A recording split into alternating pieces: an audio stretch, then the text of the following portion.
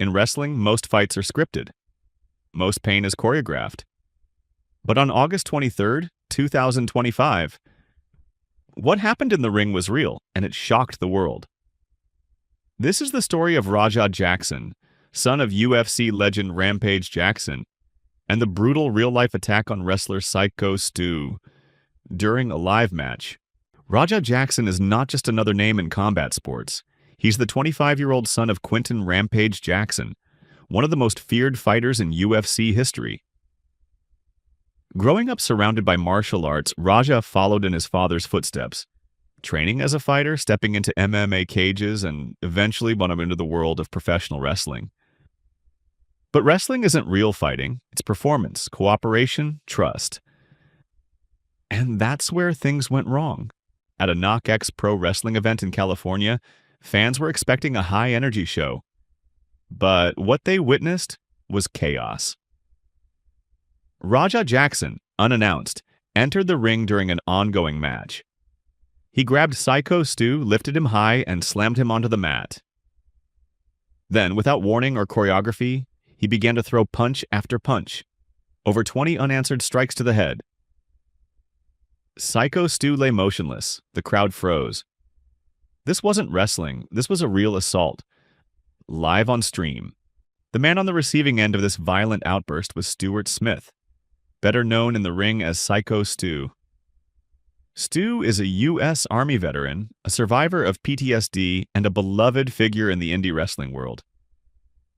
He used wrestling as therapy, turning trauma into art, and building a fan base through pain, passion, and performance.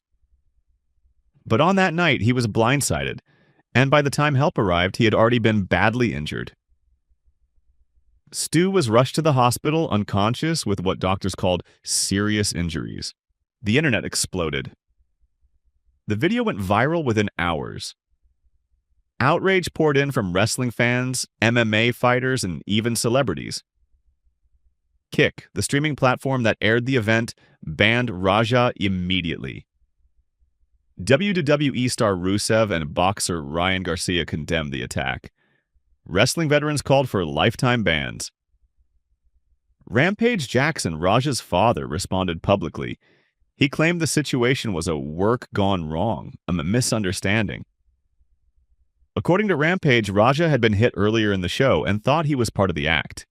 But even Rampage admitted it went way too far. KnokX Pro, the wrestling promotion, released a harsh statement calling Raja's actions selfish, reckless, and inexcusable. So, what happens next? Will Raja Jackson face criminal charges?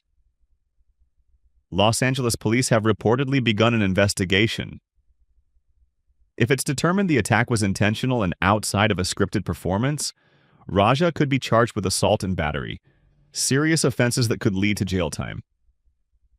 Right now, the wrestling world is waiting, watching to see whether justice will be served. Wrestling is built on illusion, on trust between performers to sell pain without causing it. But what happens when that trust is broken? When a performer steps out of character and brings real violence into the ring?